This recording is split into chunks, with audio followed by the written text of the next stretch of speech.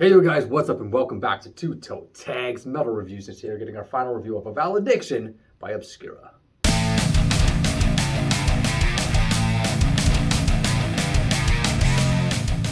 So we did it, we listened to the album for the entire week, and I'm gonna pass the floor to TV Fish to get us started off here. What'd you think? All right, so I found that this was quite an interesting album to listen to throughout the week.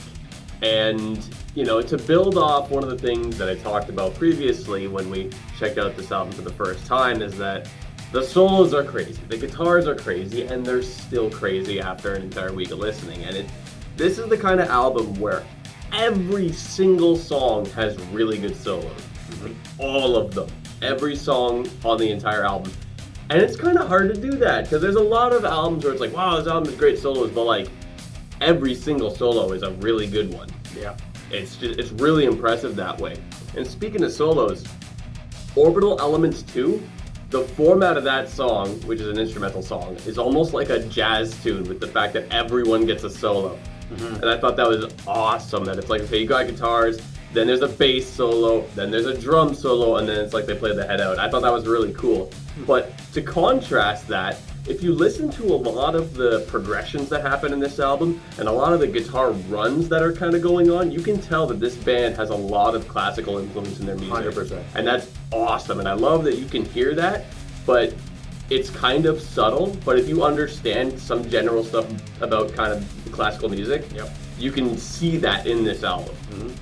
And I thought that was really cool. Like when I started picking up on that, like, wow, this is really interesting. I think Forsaken is a great opener, just crazy song, and the best parts of the song really are just the guitar solos. At the end of the first solo, because they trade twice, they do, you know, a trade solo here, trade solo there. At the end of the first half, like that first one before they trade, there's like a pinch harmonic. I don't know if it's exactly a pinch harmonic, but at the very end of that, it gets me every fucking time. It is. Every single time. Talking about, yeah. That pinch harmonic, I'll listen to that song for that specific moment, and it's such a small thing, but it's just that good. Now, When Stars Collide is actually the only song with clean vocals, but that makes it even more interesting to be the only one out of like, what, a little over 10 tracks, like 11 tracks? Something like that. Around that. And, you know, you got an epic song with something super unique for it too. Like it just makes that song even better, and I love the catchiness of it. Like this album is 51 minutes long, which is a decent length. It's a good length.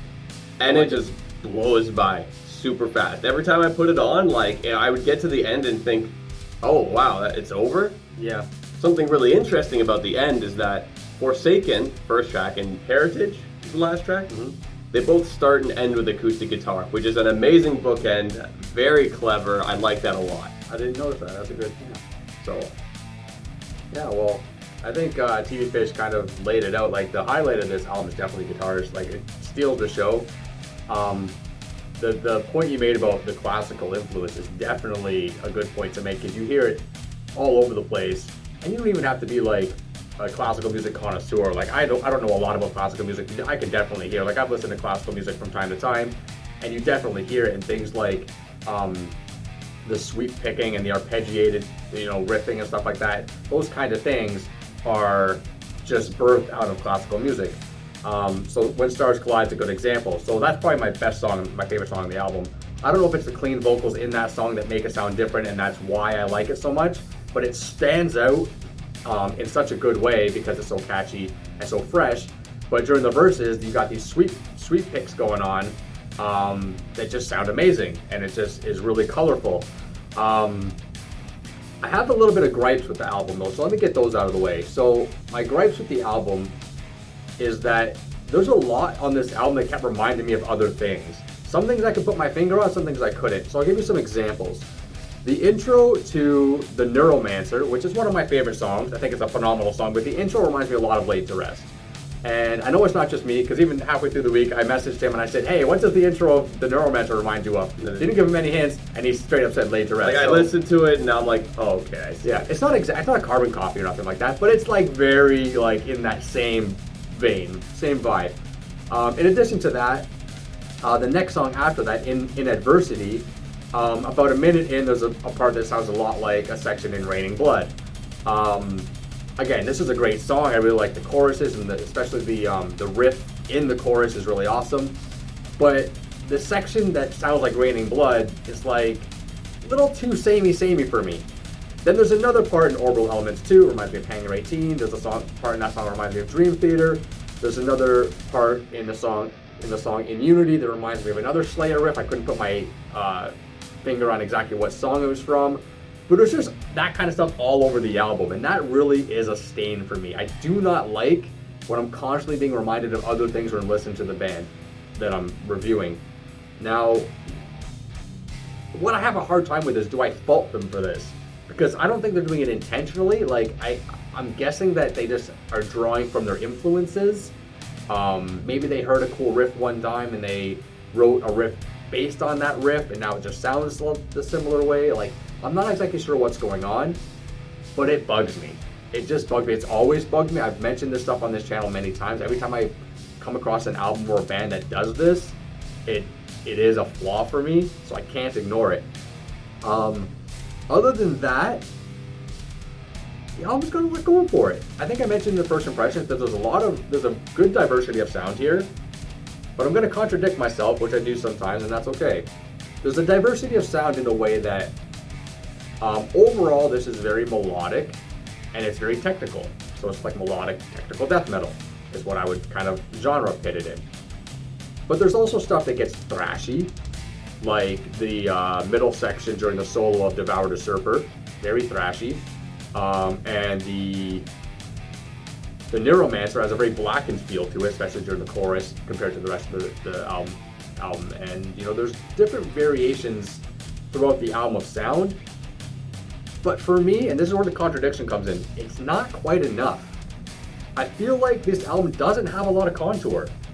I feel like the When Stars Collide is the only song that really kind of has a spike, but the rest of the album is kind of a flat line. It reaches a level and it kind of just sticks to that level, and there's like a little bumps here and there of things that kind of stick out and kind of move around a little bit, but overall, like the fact that you said this album starts and then all of a sudden it's over, that kind of is a testament to what I'm talking about, where it kind of just comes and goes. You don't really hear any breaks. You don't really hear anything that kind of grabs your attention or gets you to think, hey, this is different, or hey, this is unique, or anything like that. If you really put your focus onto it, you might hear things here and there. And this is, like I said, I'm contradicting myself because there's a lot going on. It's very busy, but I feel like it's just busy at one level, which is kind of hard to explain, but that's the feeling I got over it. I didn't think about it that way. Like, it is kind of just like one kind of energy and emotional level throughout the majority of the album. Mm-hmm. However, I do think that level is a great level, though. Like, it is strong in that sense. It just doesn't really take much different direction. That's the thing, and I'm not exactly sure how I feel about that. And that's when I'm trying to think of my rating, which I do throughout the week. What am I going to rate this album? It's like the album's good, solid, strong, but it's missing something. There's something that's I want some like a more of a contour, more of like, I don't want to say emotional roller coaster, but more of a vibe that kind of takes me on a ride, right? When you're going on a roller coaster, you want the hills, you want the valleys, you don't want it just a straight line, It might be a nice fast line, that might be a cool roller coaster, just go super fast straight down a narrow lane, like for however many meters or whatever. But I want, the big hills and the valleys, and I want to go up and down and around loop-de-loops and all this stuff. Like, I guess a better way to put it is that, like, you kind of want an album that's like an entire racetrack, but this is like a drag race. Yeah. Where it's just kind of a straight line. That's a good way to put it. And there's nothing wrong with the drag race. The drag race is fine. It's exciting. It's entertaining from beginning to end. But there's not a lot of substance. There's not a lot to talk about there. But there aren't the twists and turns that you'd see on a normal racetrack. Yeah, which I mean, again, this is contradicting what I'm saying, because we're talking about things that sound different. Like Devoured Usurper is a mean-sounding song. There's no other song that really sounds that mean. It doesn't really stand out amongst the rest. I don't really feel like it does. I feel like it blends in with the rest. It just kind of has its own kind of vibe. It's like every song doesn't really have its own character. They only have like little character traits that are slightly different. Right? They're not fully different, except for When Stars Collide, because it has the clean vocals and that really pushes it outside of the boundary of the rest of the songs. So, I don't know, like when you say every song's got a good solo section, that might be something that hurts it. Because that makes every song, it ties every song together in a way, right? Every song has got this, at least 2 solos in every song that ties every song together and makes them all feel like kind of they're in the same family. Also consider though, I mean, Orbital Elements 2 is also a bit of a change up because it's an instrumental song. With more action, you got an entire bass solo and a drum solo. That's true, and I didn't even notice the bass solo, so I'm gonna have to go back and listen to it again because for some reason I didn't notice there was a bass solo on that song. Sadly, a lot of people don't. In general. There was a song though. It was the Neuromancer. During the solo, the bass line was very prominent. That was one thing that I did like about that song. But you know what? I'm having a really hard time rating this, so I think we should get to ratings, but I want you to go first, and I'm going to see what you say about it. I mean, I think this is a really strong album from start to finish. I can understand where you're coming from regarding the lack of contour, but I do think that you can find stuff in every song to really enjoy. Crazy solos, awesome riffs, and there is some variety there. It's just you don't get as many peaks and valleys as you could another album. However, I still think it's great. I thoroughly enjoyed it every time I listen to it, and it gets my toe tag because I think it's just a great album from start to finish. Super enjoyable, and I think anyone can latch on to it. You'll find influences anywhere, just great riffs, 6 solos. Yeah, you know what, to be fair, I think my major gripe about hearing resemblances in other songs and bands is not the fairest gripe to have. It's not the kind of gripe that I can take away like a bunch of points off the score. So I gotta kind of negate it a little bit. I think he made good points. I did enjoy the album throughout the entire week. There's nothing really bad I can say about it, so I think it's gonna edge on my toe tag, and it will get my toe tag, but it's barely. I think I really wish that they were a little bit more creative with the way they, I don't know. I don't know what I'm trying to say, but it gets it, okay? It gets it at the end of the day, bottom line, it gets my toe tag. But it's just edging out there, man. It is a good album. It's got a lot of good stuff on it. Maybe some more clean vocals would have helped on a couple more songs. Maybe that would have helped. Or maybe a ballad or something like that, like a slower song, just to break up the entire pace completely. But still, really good album. Really good album. Great album from Obscura, and our first time doing Obscura on this channel, so that's not bad. First time reviewing, see toe tags right off the bat. So, anyways, guys, that's it for this review. So. I know we're kind of all over the place, especially me. I usually am sometimes. Leave your comments down below. Let us know what you guys think of this album. Do you guys agree with our scores or not? That's it for this video. Subscribe if you guys are new to the channel. I'm Vile Self. I'm TV Fish. We'll see you guys in the next one. Keep those heads banging.